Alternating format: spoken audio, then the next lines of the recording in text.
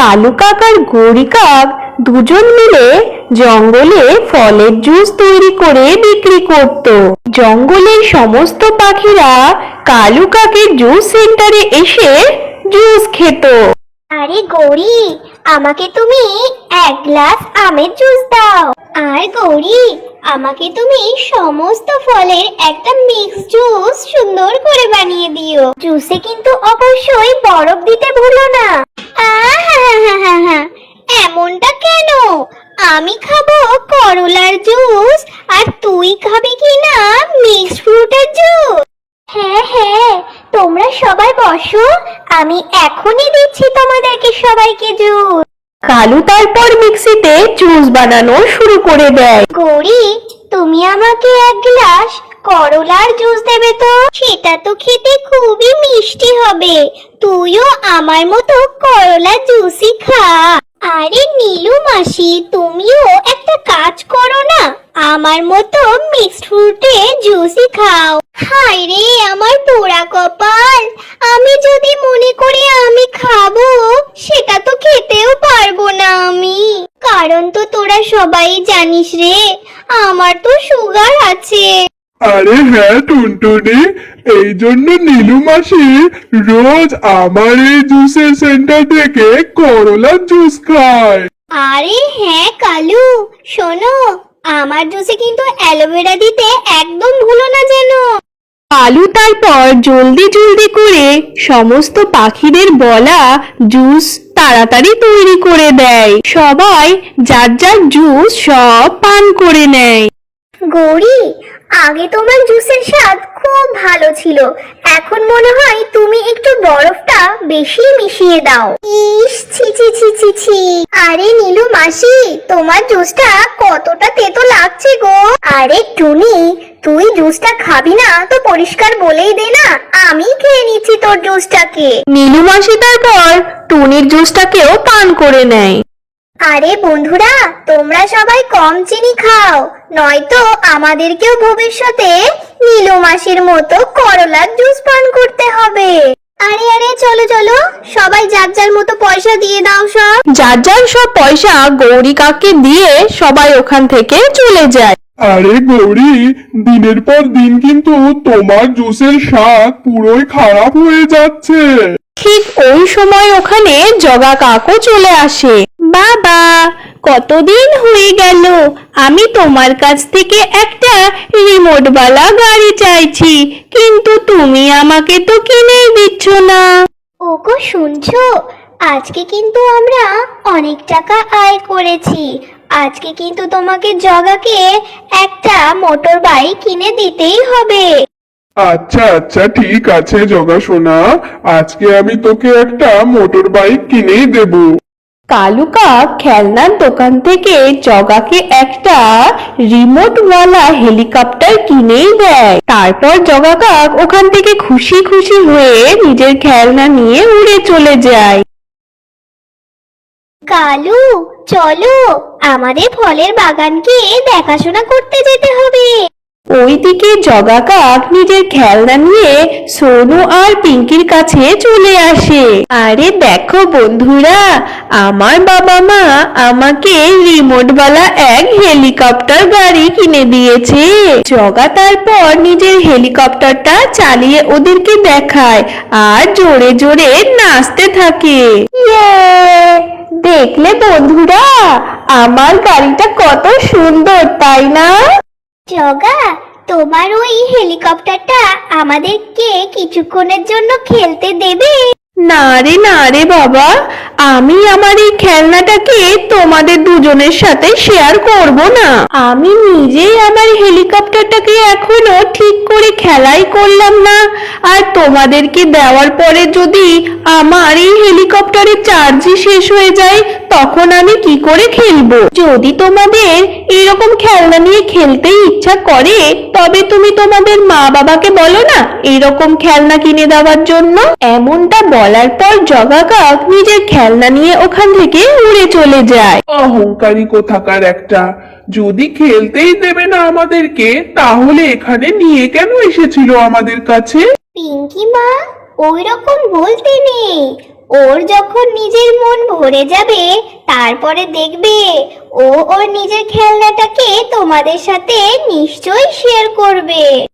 মা, আমরা কতদিন ধরে তোমার কাছে ওই ধরনের একটা খেলনা চাইছি, কিন্তু তুমি তো আমাদেরকে কিনেই দিচ্ছ না। দেব সোনারা, অবশ্যই এনে দেব। তোমরা দুজন মিলে এখানেই খেলা করো। আমি এখন যাই। এখন গিয়ে আমি আমাদের জন্য আনাজ খুঁজে নিয়ে আসি। বাচ্চারা, আমার যদি আনাজ আনতে দেরি হয়ে যায় তবে তোমরা ভয় পেয়ে যাবে না। হ্যাঁ, তোমরা একটা কাজ করবে, টুনি আন্টি বাসায় চলে যাবে। টুনটুনি পাখি আনাজ নেওয়ার জন্য উড়ে যাচ্ছিলই কি হঠাৎ ওর সামনে ওর প্রতিবেশী লাল টুনি চলে আসে ওখানে। আরে টুনটুনি, এত জলদি জলদি করে কোথায় যাচ্ছ তুমি? কি আর বলবো টুনি, আসলে আমার এই বাচ্চারা না কবে থেকে জেদ ধরে বসে আছে যে রিমোটওয়ালা খেলনা নেবে। আর দেখো, আমি এক মা যে কিনা ওদের জন্য ওই খেলনা কিনেই এনে দিতে পারছি না। এই জন্য আমি রাজা কাকাবুকুর রাজমহলে কাজ করতে যাচ্ছি। কিন্তু টুনটুনি, তুমি তো তোমার জুস সেন্টার খুলতে চাইছিলে, তাই না? হ্যাঁ টুনি, কিন্তু কালু কাক আর গৌরী কাক ওরা দুজনেই সমস্ত ফল গাছকে কবজা করে বসে আছে। যখনই আমি ওই ফলের বাগানে ফল নেওয়ার জন্য যাই না, তখন ওই গৌরী কাক আমাকে তো তাড়িয়েই দেয় ওখান থেকে। আরে টুনটুনি, আমি এমন একটা জায়গা জানি যেখানে আলাদা আলাদা গাছে নানা ধরনের ফল আছে। জঙ্গলের ঝর্ণার পাশের এলাকায় বড় বড় মিষ্টি ফলের গাছ আছে। ওখান থেকে তুমি ফল এনে জুস তৈরি করতে পারবে। আরে বাহ টুনি, এটা তো তুমি অনেক ভালো কথা বলেছো। আমি এখনই গিয়ে দেখছি। ঠিক আছে টুনটুনি, যাও, আর আমি এখন আসছি। টুনটুনি তখন ঝর্ণার পাশে যাওয়ার জন্য ওড়া শুরু করে। টুনটুনি তখন ওখানে গিয়ে দেখে ওখানে বড় বড় ফল গাছ আছে। আরে বাহ, এখানে তো অনেক অনেক ফলের গাছ আছে। আমি এই ফলগুলো দিয়ে জুসের সেন্টার খুলবো। টুনটুনি পাখি এরকম কথা বলছিলই কি হঠাৎই ওর কানে একটা কান্নার আওয়াজ উঠে আসে। আমার ছেলে বান্টি, চোখ খোলো সোনা আমার। কি হলো তোমার বাচ্চা? টুনটুনি তখন মৌমাছির ঘরের পাশে চলে আসে। কি হয়েছে মৌমাছি, তুমি এরকম করে কাঁদছো কেন? আরে দেখো না, আমার ছেলে বান্টি কিছুতেই চোখ খুলছে না। ওর কি হয়ে গেল? দাঁড়াও, আমি দেখছি কি হয়েছে। টুনটুনি তখন বান্টির পালস চেক করে, দেখে যে ও এখনো নিঃশ্বাস নিচ্ছে। মনে হয় তোমার ছেলে কোনো বিষাক্ত ফুলের কাছে পরাগ নিয়েছে। তুমি এখানেই থাকো, আমি এক্ষুনি আসছি। তারপর টুনটুনি ওখান থেকে উড়ে যায় এমন এক জড়িবুটি খোঁজার জন্য যেটাতে বান্টি একদম পুরো ভালো হয়ে যাবে। কিছু দূর যাওয়ার পরে টুনটুনি পাখি সেই জড়িবুটিওয়ালা গাছ পেয়ে যায়। ওই গাছকে দেখার পর টুনটুনি পাখি এক ফোঁটা দেরি না করে ওই গাছের কিছু পাতা ছিঁড়ে নিয়ে সেই মৌমাছির বাসাতে আবার ফিরে চলে যায়। তুমি একদম ভয় পেও না, আমি জড়িবুটির গাছ পেয়ে গেছি। এটা খাওয়ার পরে তোমার ছেলে বান্টি একদম ভালো হয়ে যাবে। আর বাকি সব তো ভগবানের হাতে। টুনটুনি পাতা থেকে রস বার করে বান্টি মৌমাছির মুখের কাছে ধরে, আর কিছুক্ষণের মধ্যেই বান্টি মৌমাছি পুরো হুঁশ ফিরে চলে আসে। মা, আমি ঠিক হয়ে গেছি। আরে আমার বাচ্চা তো পুরো ঠিক হয়ে গেছে। পাখি, তুমি যদি সঠিক সময় না আসতে, না জানে কি হয়ে যেত আমার এই ছেলে। কোনো ব্যাপার না মৌমাছি, জঙ্গলে আমরা একে অপরকে সাহায্য করব, এটাই তো সবথেকে বড় কথা। কে জানে কখন কার কি কিভাবে প্রয়োজন পড়ে যায়। তারপরে বলো মৌমাছি, তোমার নাম কি? আমার নাম সোনা মৌমাছি। কিন্তু পাখি, তুমি এই এলাকায় কি করছো? আসলে আমি ফলের গাছ খুঁজছিলাম, আর আমি আমার জঙ্গলে ফলের জুসের সেন্টার খুলবো। আরে বাহ পাখি, এটা তো খুব ভালো কথা। তোমার যদি কোনো কিছু দরকার পড়ে আমাকে কিন্তু অবশ্যই বলবে। ঠিক আছে, আমি এখন আসছি। আমার বাচ্চারা ঘরে আমার জন্য অপেক্ষা করছে। এমনটা বলার পর টুনটুনি পাখি নিজের ঘরের দিকে রওনা দেওয়া শুরু করে। আরে বাহ মা, ওটা একটা মৌমাছি। আমি ওর সঙ্গে দেখা করব, আমি ওর সঙ্গে বন্ধুত্ব করব। হ্যাঁ হ্যাঁ, অবশ্যই সোনারা, অবশ্যই বন্ধুত্ব করবে। দ্বিতীয় দিন টুনটুনি পাখি ফলের গাছ থেকে অনেক ফল পেড়ে নিয়ে চলে আসে, আর টুনটুনি পাখি নিজের পুরনো মিক্সার গ্রাইন্ডারকে নিয়ে ফ্রুট জুস বেচা শুরু করে দেয়।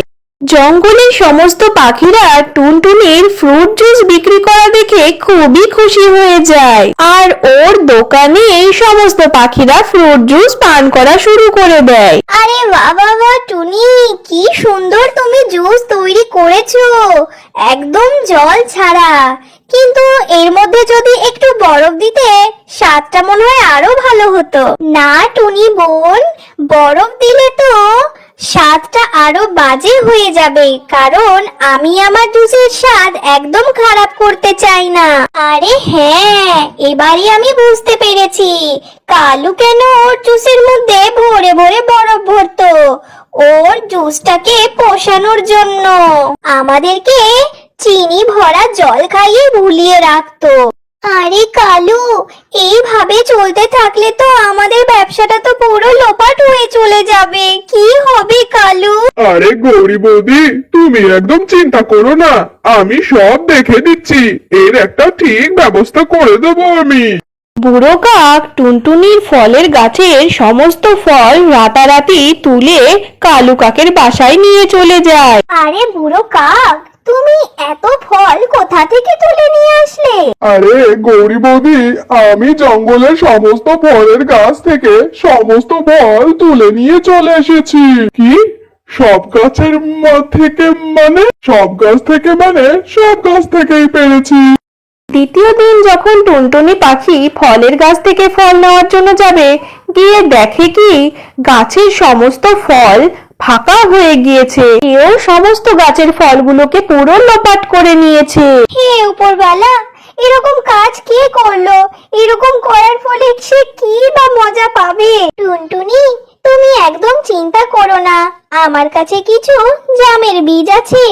এইগুলো লাগানোর ফলে কিছুদিনের মধ্যেই বড় বড় গাছে পরিণত হয়ে যাবে। তোমাকে অসংখ্য ধন্যবাদ মৌমাছি। টুনটুনি পাখি ওই বীজগুলো নিজের ঘরের বাইরে লাগিয়ে দেয়, আর কিছুদিনের মধ্যেই ওই বীজ থেকে বিশাল বড় বড় গাছে পরিণত হয়ে যায়। আর ওইদিকে দিনের পর দিন কালু আর গৌরী কাকের সমস্ত ফল শেষ হতে থাকে। আরে দেখো টুনটুনি, সমস্ত গাছে কত জাম ধরেছে। আমার মনে হতো জামের গাছ হয়তো খুবই ছোট হবে, কিন্তু এ তো অন্যান্য গাছের মতোই বিশাল বড় গাছ হয়ে গেছে। টুনটুনি পাখি কিছু জাম পেড়ে নেয় আর জামগুলো নিয়ে নিজের জুস সেন্টারে চলে আসে। কালু, আমাদের এই লালসার কারণে আমরা নিজের ব্যবসাটাকে পুরো চৌপাট করে দিলাম। হ্যাঁ গৌরী, এখন থেকে আমরা ইমানদারি করে ব্যবসা করব। তারপর টুনটুনি নিজের স্পেশাল জামের জুস সবাইকে পান করানো শুরু করে দেয়। আরে টুনটুনি, আমার কি হবে?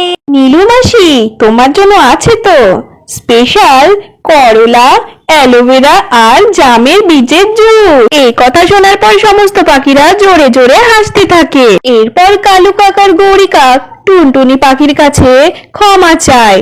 তারপর দুজন মিলেই জঙ্গলে ফ্রুট জুস বেচা শুরু করে দেয়।